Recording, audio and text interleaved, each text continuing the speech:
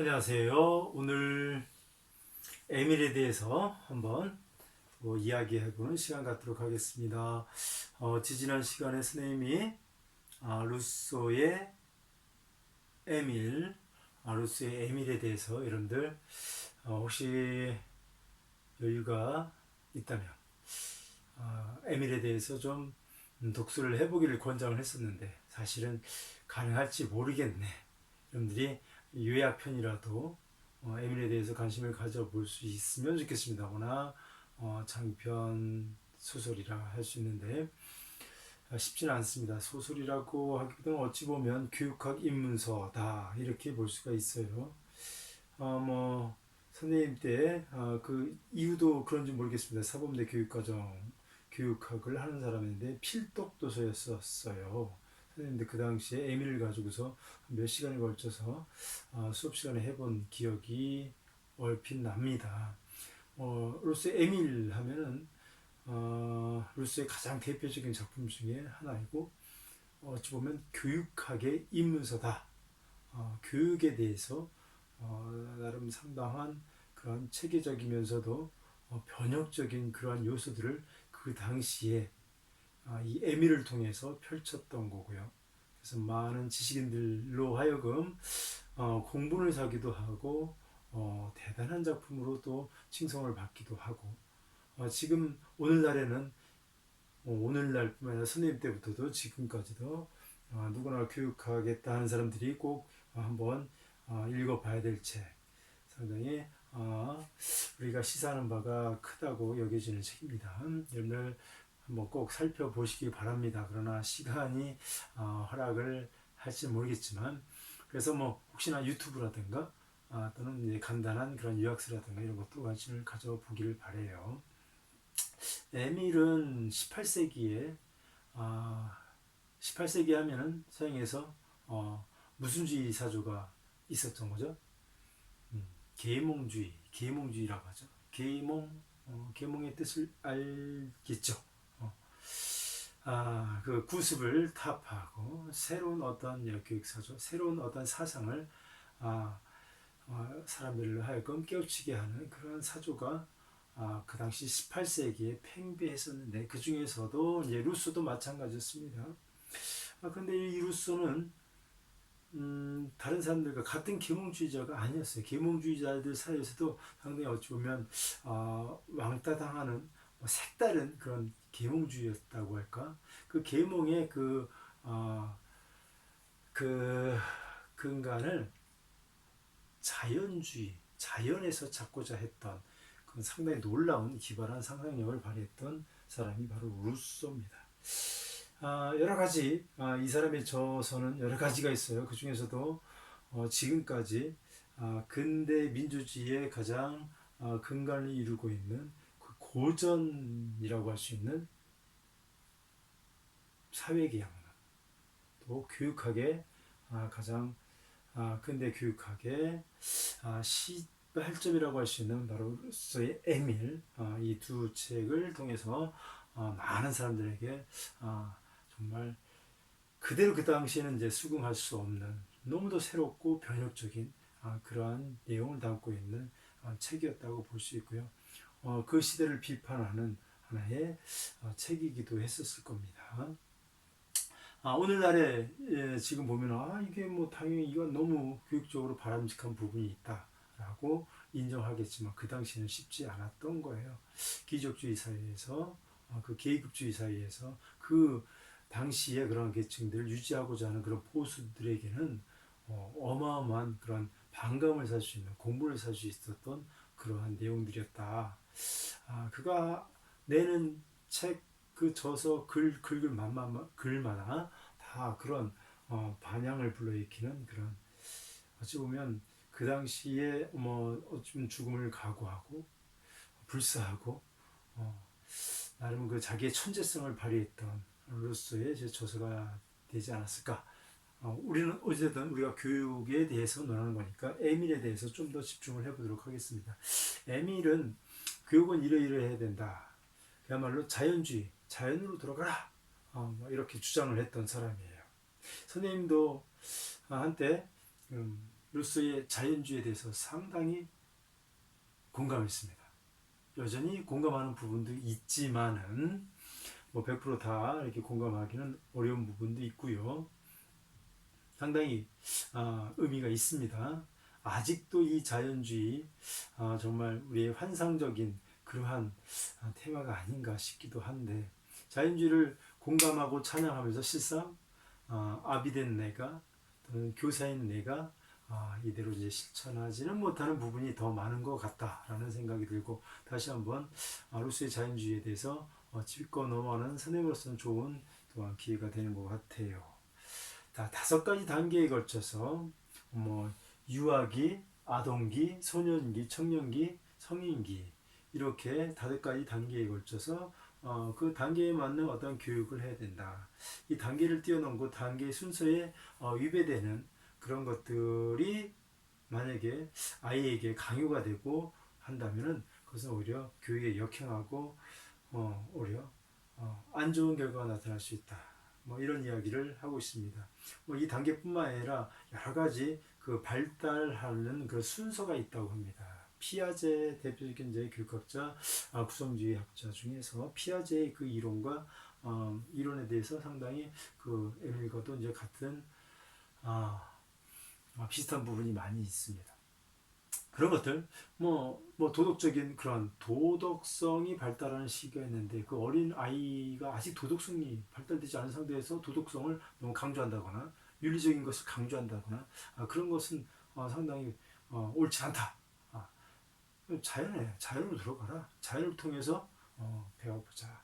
그런 걸 강조했던 것들입니다. 유아기에서는 시골에서 아이를 낳아라. 시골에서 이미 기반을 조성하고 어미된 자, 아비된 자가 시골에서 어쨌든 터를 마련하고 아이를 낳아라.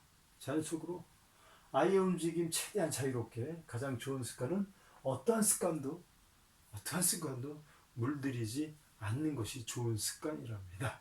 사회적 관습에 그대로 노출되어서 그 감수대로 그냥 틀에 박힌 아이로 키우지 말라는 거죠. 그 인간 그 잠재성, 그 본성을 그 자연 가운데 이렇게 함으로써 자연스럽게 키워라, 그런 의미입니다. 에밀은 이렇게 유아기, 아동기, 소년기를 강조하고 있어요. 더 어린 시기, 유년기를 더 강조하고 있는 것. 우리가 유심히 바라볼 필요가 있습니다. 어찌 보면 지금 유아 교육을 하겠다, 뭐 이런 이제 뭐 교대를 가겠다, 소년기 그 초등학교에 대한 뭐 교사에 대한 그런 꿈을 가지고 있다 그러면 루소의 자연주의 좀 더 많이 관심을 갖고 들여다볼 필요가 있겠지요. 아동기에서 뭐 말뿐만 아니라 경험으로 가르쳐라. 잘못된 것을 저는 체벌을 우리는 온 동양에서나 어떤 성경에서나 이렇게 보면 체벌은 어쨌든 중요한 것이다. 이렇게 하지만 이 아동기에서 체별은 하면 안 된다. 페스탈로치의 사상도 마찬가지로 체벌을 하지 말라. 뭐 그렇게 하고 있는데 어떤 것이 다 옳은 것인지 모르겠습니다만은 뭐 잘못이 무엇인지 모른다는 거예요. 또 용서를 억지로 구하게 해서는 안 돼. 너 이거 잘못했으니까 너 사과해. 뭐 이렇게 강요해서는 안 된다. 왜? 이때는 도덕성이 이미 발달될 준비가 되지 않았다. 그런 겁니다. 그 발달 단계에 맞게 교육을 해야 된다는 것이 여기 나타나고 있지요. 구속할수록 더 거칠어진다라고 이야기를 하고 있습니다. 소년기. 자, 소년기는 뭐 12세부터 15세, 여러분들 중학교라든가 이제 고등학교 초기 정도 수준이라고 얘기할 수 있는데, 억지로 독서를 강요하지 마라. 독서를 하면 글을 읽는 거지 자기 생각은 없다라고 얘기를 해요. 그럴싸하지요. 그럴싸한데 과연 그런 것인지는 잘 모르겠습니다. 뭐 인간이라는 존재를 뭐 이렇다 저렇다 단정지어서 이야기하는 것은 선생님은 좀 위험하다고 생각해요. 아무리 기존의 관습대로 익히워도 그 관습대로 그대로 크나? 그렇지 않은 게 인간인 것 같아요. 그래서 어느 정도 그런 큰 영향을 받기는 하지만 인간의 존재라는 것은 상당히 초월적이다. 뭐 동물 중에서 인간은 정말 참 다르다. 선생님은 그렇게 보기 때문에 루소의 자연주의를 많이 공감하지만 꼭 그렇지만도 않다. 여러분들도 나름은 이제 비판적으로 여러분들이 받아들일 건 받아들이고 말할 건 말할 비판력을 가지고 아마 이렇게 관심을 가져보는 것이 좋겠다. 청년기 뭐 자기 운명의 주인은 나다. 이제부터는 지금까지는 어쨌든 이런 자연주의에서 이렇게 자기중심적으로 여러분들이 사고하고 했다면은 이제부터는 행복에 대해서 깊이 더 관찰을 하면서 인간의 마음을 아는 일에 상당히 집중해야 될 시기가 된다. 이때는 좀 더 뭔가 몰입을 해야 된다라는 건데요. 지금까지의 그 방법과는 좀 반대되는 그 상반되는 그런 방법, 즉 타자의 경험을 통해서 학습을 해라. 타자의 경험이라는 것을 어떻게 하지요? 그 타인 입장에서 뭔가 입장을 바꾸어서 한번 연기를 해볼 필요가 있다는 것이죠. 나를 바라보는데 타자가 나를 바라보는 그런 뭐 자기 역할극을 한다든가 뭐 그런 것을 루소는 했나 보지요. 하여간 루소의 그 생애 전반을 본다면은 루소가 이러한 것들을 체계적으로 사람들이 놀랄 만한 이러한 작품, 이러한 저서를 남겼다라는 것은 정말 놀랄 만합니다. 놀라지 않을 수가 없어요.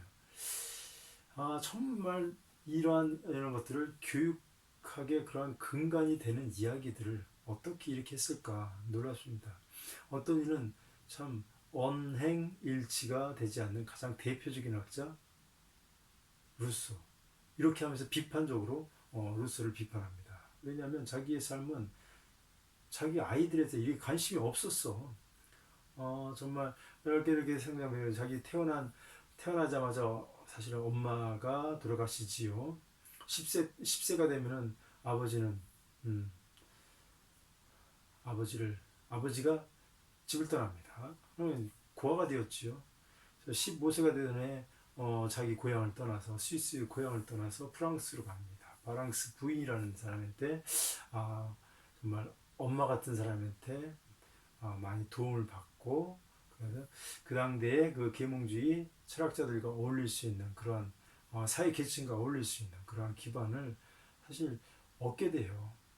그러면서 정말 자기 스스로 자기 혼자서 이렇게 사고하고 생각하고 그러면서 그 당대의 귀족 부인들에게 인정을 받을 만한 정말 그 언변, 원술 이런 것들 그런 것들을 키워가면서 이해가 가지 않죠. 자기 그 하숙집 딸 테레스라는 하숙집 딸을 사랑하게 되고 사랑했는지는 모르겠습니다. 태어난 자녀 5을 낳는 족족 유기한 거나 다름없어요.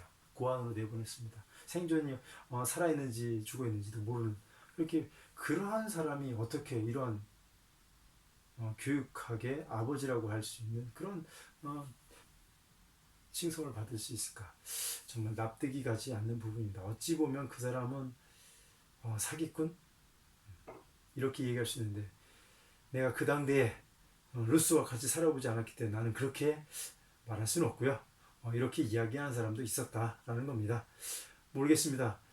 자기 자녀를 그렇게 방치한 것에 대한 그러한 정말 진심의 어린 회개하는 마음으로 성찰하는 마음으로 정말 그것의 열등감으로 인해서 더 이런 교육에 대해서 더 깊이 있는 사고를 하고 타자 입장에서 고려하고 그래서 이런 에밀이라는 작품을 만들어냈는지는 모르겠는데 아무튼 그 생애 그 루소의 생애를 다 잃어버린다면 참 대단한 것이다라고 찬사밖에 나오지 않는 그러한 저서였다라고 인정할 수 있는 아무튼 루소는 천재의 기질을 가지고 있습니다.